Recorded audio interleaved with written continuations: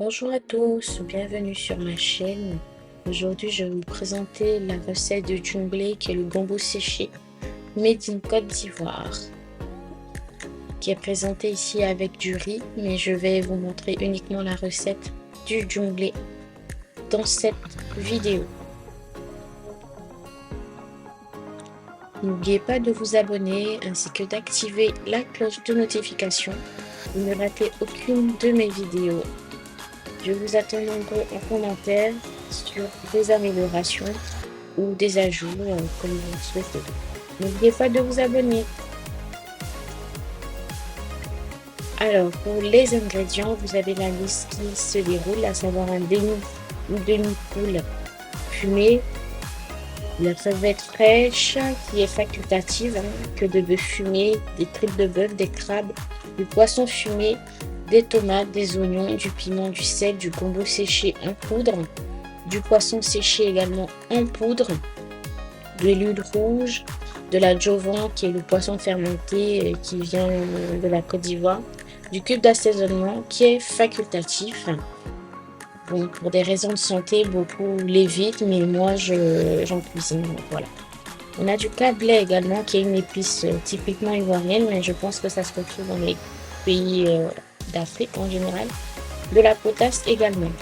Alors, dans une casserole, on va rajouter de l'huile rouge avec un peu d'oignon, histoire de donner une bonne senteur à la sauce, mais qui n'est pas obligatoire, mais je commence toutes mes préparations avec un peu d'ajout d'oignon, dans laquelle je vais rajouter toutes les protéines, à savoir le crabe, les queues de bœuf fumées, la peau fumée, etc.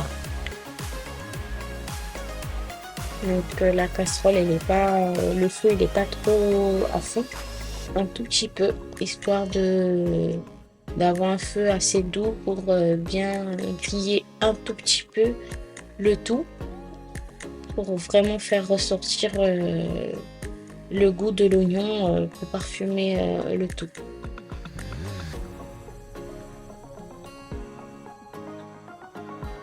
Alors les tripes de bœuf là, ils étaient un peu congelés, d'où le fait qu'ils sont dans un aspect compact, mais voilà.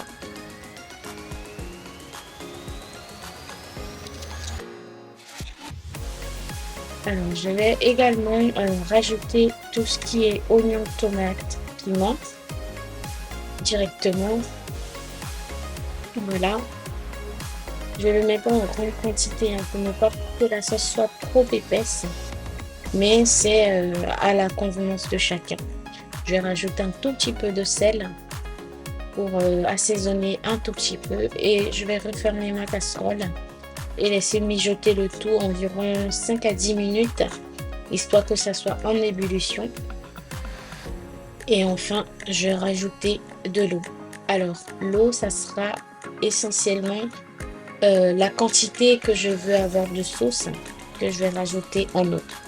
Donc, c'est à la convenance de chacun. Il y en a qui cuisinent avec beaucoup de sauce, d'autres pas vraiment. Donc, c'est selon chacun ce qu'il pense être correct et ce qu'il veut en termes de quantité. Et à la suite, je vais recouvrir ma casserole pour laisser mijoter environ 30 minutes. Parce qu'il faut savoir que c'est des viandes qui sont assez dures à cuire. Donc il faut laisser longtemps cuire pour ramollir tout ça. Et enfin, je vais récupérer le jus qui aura bien réduit dans un récipient pour mixeur, et auquel je vais rajouter la poudre de gombo séché que je vais battre vigoureusement pour que le tout devienne homogène. Mais vraiment, il faut pas hésiter, il faut aller vraiment franchement, comme vous pouvez le voir dans la vidéo, je le fais vraiment franchement. Il faut le battre très franchement, voilà, pour donner une belle texture bien homogène qu'on peut voir dans la vidéo. Voilà, voilà, voilà cette texture vraiment bien, pour éviter de faire des grumeaux. Surtout il faut que ça soit bien battu. Ensuite, je vais récupérer tout ce qui est tomate, oignon et piment Alors, il faut savoir que dans un premier temps, je vais mixer l'oignon et la tomate. Voilà. Et le câblet, je suis désolée, mais j'ai oublié de filmer cette partie. Je l'avais déjà rajouté dans la sauce. Mais il faut savoir que je l'ai juste rajouté juste après que l'eau est bien réduite quand je l'ai rajouté. Voilà. Donc, je retire les ingrédients. Je vais les mixer et rajouter le tout à ma préparation. Je rappelle que je vais retirer l'oignon, la tomate et le piment, mais je vais seulement, dans cette mixture que vous voyez, il y a seulement la tomate et le piment. L'oignon, je vais le mixer après, presque à la fin de la préparation, que je vais rajouter ensuite. Malheureusement, là, j'ai pas eu le temps de filmer cette partie, mais c'est juste pour vous rappeler. Donc là, une fois que c'est fait, je vais rajouter ma poudre de poisson séché qu'on peut voir à la louche là que j'ai montré, que je mets dans la sauce. On peut rajouter également les crevettes séchées en poudre, mais je n'en avais pas, donc j'ai fait avec les moyens du bord, que de la poudre séchée.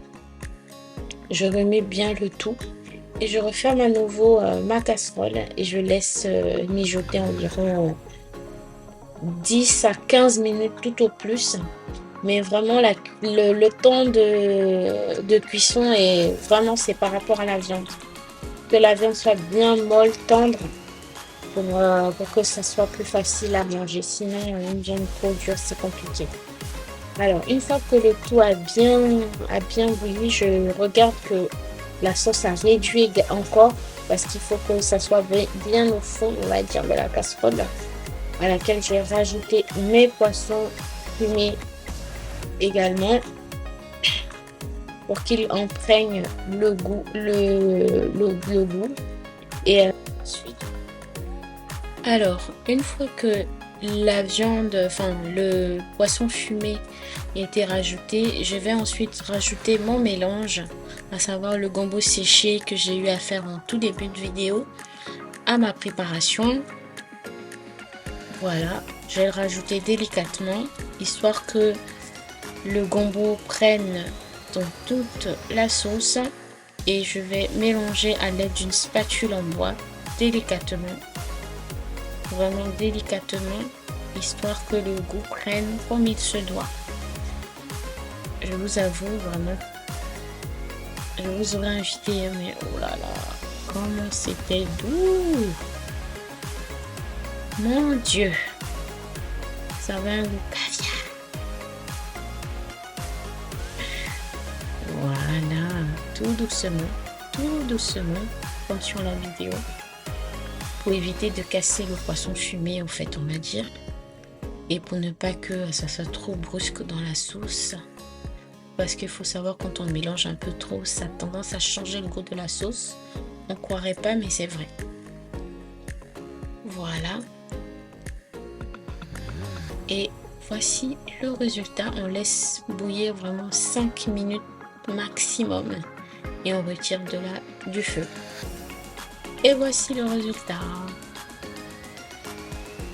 Pour un goût à la hauteur. Voilà.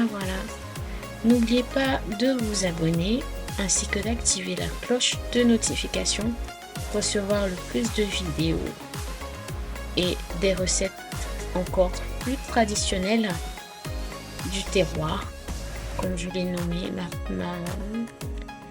ma chaîne Retour au terroir. Abonnez-vous, likez, commentez et partagez. Merci, à très bientôt. Au revoir.